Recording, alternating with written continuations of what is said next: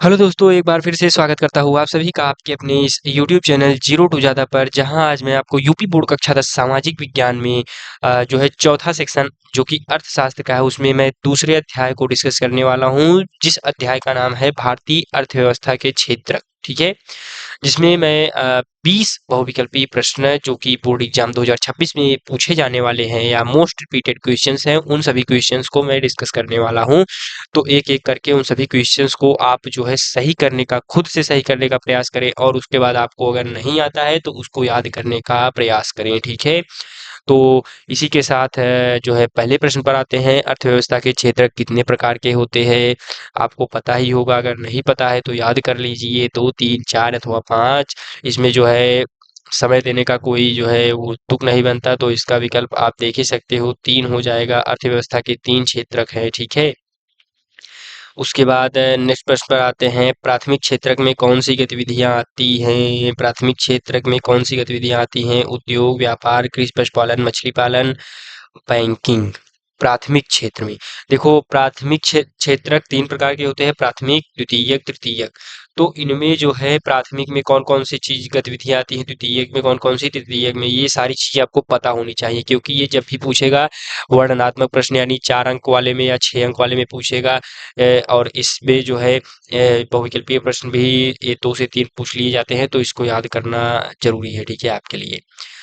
तो इसका विकल्प सी सही हो जाएगा, कृषि पशुपालन या मछली पालन। ठीक है, कृषि पशुपालन मछली पालन, ये प्राथमिक क्षेत्र में आते हैं। द्वितीय क्षेत्र से आप क्या समझते हैं?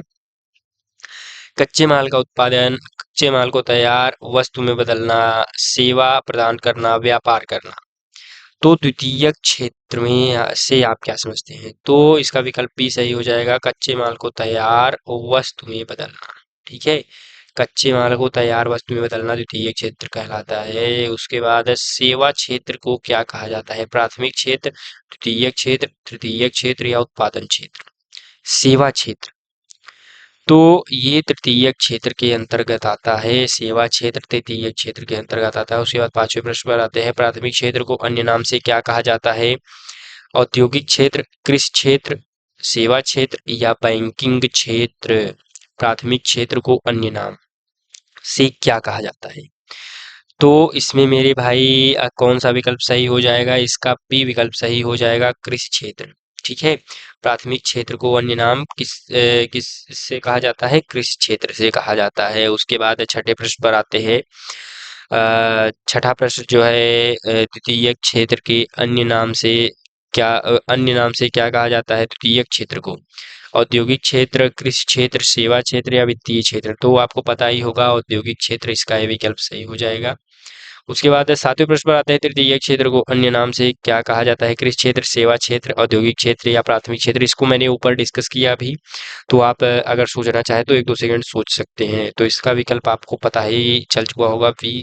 बी सही हो जाएगा, सेवा क्षेत्र। उसके बाद 8वें प्रश्न पर आते हैं। निम्न में से कौन तृतीय क्षेत्र में के अंतर्गत आता है? खनन, बैंकिंग, खेती, वस्त्र निर्माण। एक बार जब आप इन तीनों चीज को पढ़ लोगे, चैप्टर इसी पर है, पूरा का पूरा चैप्टर क्षेत्र के ऊपर है, प्राथमिक, द्वितीयक और तृतीयक। इसको अगर आप अच्छे से पढ़ लेते हो, उसके बाद बाकी सारे के सारे बहुविकल्पीय प्रश्न आपके लिए आसान हो जाएंगे। ठीक है, तो कौन तृतीय क्षेत्र में आता है? इसका विकल्प बी सही हो जाएगा, बैंकिंग। ठीक है, उसके बाद 9वें सवाल पर आते हैं। भारतीय अर्थव्यवस्था में अधिक लोग किस क्षेत्र में कार्यरत हैं? द्वितीयक, तृतीयक, प्राथमिक या सूचना प्रौद्योगिकी? भारतीय अर्थव्यवस्था में, तो भारतीय अर्थव्यवस्था में प्राथमिक क्षेत्र में, क्योंकि कृषि जो है सबसे ज्यादा प्राथमिक क्षेत्र में, कृषि जो है प्राथमिक क्षेत्र के अंतर्गत आता है, और भारत में सबसे ज्यादा कृषि ही होती है, इसलिए भारत कृषि प्रधान देश भी कहा जाता है। ठीक है, उसके बाद 10वें प्रश्न पर आते हैं। सकल घरेलू उत्पाद, जीडीपी का सबसे बड़ा योगदान किस क्षेत्र का है? सकल घरेलू उत्पाद, तो प्राथमिक क्षेत्र, उसके बाद द्वितीय क्षेत्र, तृतीय क्षेत्र या कोई नहीं? किस क्षेत्र में जीडीपी का सबसे बड़ा योगदान है? तो मेरे भाई सी विकल्प सही हो जाएगा, तृतीय क्षेत्र, क्योंकि बैंकिंग उसी से रिलेटेड है। ठीक है, उसके बाद भारत में बेरोजगारी का सबसे बड़ा कारण क्या है? उद्योगों की कमी, शिक्षा की कमी, कृषि पर अधिक निर्भरता, सरकारी योजनाएं? भारत में बेरोजगारी का सबसे बड़ा कारण, तो इसमें मेरे भाई इसका विकल्प सी सही हो जाएगा। कृषि पर निर्भरता जो है भारत में बेरोजगारी का सबसे बड़ा कारण है। असंगठित क्षेत्र का उदाहरण कौन सा है? बैंक, डाकघर, दिहाड़ी मजदूर, सरकारी विद्यालय। असंगठित क्षेत्र, तो मेरे भाई इसका विकल्प सी सही हो जाएगा, दिहाड़ी मजदूर। ठीक है, यही असंगठित क्षेत्र का उदाहरण है। उसके बाद 13वें प्रश्न पर आते हैं। संगठित क्षेत्र का उदाहरण कौन सा है? सब्जी विक्रेता, सरकारी अस्पताल, ठेले पर काम करने वाला या मजदूर। संगठित क्षेत्र का उदाहरण, तो इसका विकल्प भी सही हो जाएगा, सरकारी अस्पताल संगठित क्षेत्र का उदाहरण है। ठीक है, उसके बाद 14वें प्रश्न पर आते हैं। संगठित क्षेत्र की विशेषता क्या है? निश्चित वेतन, कोई छुट्टी नहीं, असुरक्षित नौकरी, कोई नियम नहीं। संगठित क्षेत्र की विशेषता, तो इसका विकल्प ए सही हो जाएगा, निश्चित वेतन। ठीक है, निश्चित वेतन। ठीक है, उसके बाद 15वें प्रश्न पर आते हैं। असंगठित क्षेत्र की विशेषता क्या है? पेंशन सुविधा, निश्चित वेतन नहीं, छुट्टियां और बोनस, सरकारी नियम। असंगठित क्षेत्र की विशेषता, तो मेरे भाई इसका विकल्प भी सही हो जाएगा, निश्चित वेतन नहीं। यही असंगठित क्षेत्र की विशेषता है। ठीक है, उसके बाद 16वें प्रश्न पर आते हैं। बेरोजगारी का सबसे बड़ा प्रकार भारत में कौन सा है? मौसमी बेरोजगारी, पूर्ण बेरोजगारी, छिपी बेरोजगारी या संरचनात्मक बेरोजगारी। बेरोजगारी का सबसे बड़ा कारण क्या है? छिपी बेरोजगारी बेरोजगारी का सबसे बड़ा कारण है। और बेरोजगारी टॉपिक को आप अच्छे से पढ़ें, और उसके जो टाइप्स हैं, मौसमी बेरोजगारी, पूर्ण बेरोजगारी, छिपी बेरोजगारी, ये सारी बेरोजगारी को भी आप डिटेल में पढ़ें अच्छे से, क्योंकि जो है आप हिंदी में अगर निबंध लिखने जा रहे हो तब भी आपके लिए ये कारगर साबित होगा। और साथ ही साथ भूगोल के इस चैप्टर में भी आप सॉरी अर्थशास्त्र के इस चैप्टर में भी आपके लिए जो है बहुत ही फायदा करेगा। ठीक है, छिपी बेरोजगारी का अर्थ क्या है? जब कोई व्यक्ति काम नहीं करता, जब लोग जरूरत से अधिक काम में लगे हों, जब लोग विदेश चले जाएं, जब नौकरी छूट जाए। तो इसका विकल्प कौन सा सही होगा? जब लोग जरूरत से अधिक काम में लगे हों। ठीक है, यही छिपी बेरोजगारी होती है।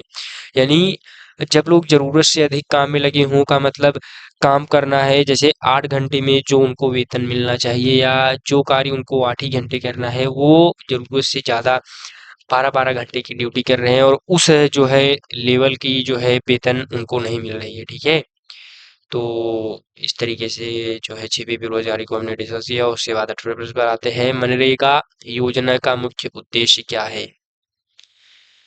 मनरेगा योजना का मुख्य उद्देश्य शिक्षा देना, रोजगार उपलब्ध कराना, स्वास्थ्य सुविधा देना, उद्योग लगाना।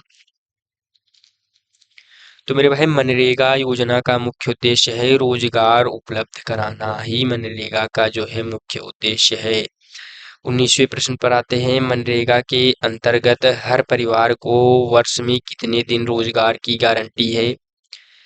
50 दिन, 75 दिन, 100 दिन या 150 दिन। मनरेगा के अंतर्गत ये चीज याद रखने योग्य बात है, 100 दिन, 100 डेज। ठीक है, यानी लगभग 3.25 महीने या 3.5 महीने से कम का दिन। उसके बाद भारत में मनरेगा योजना कब लागू की गई थी? 2004, 2005, 2006 या 2008।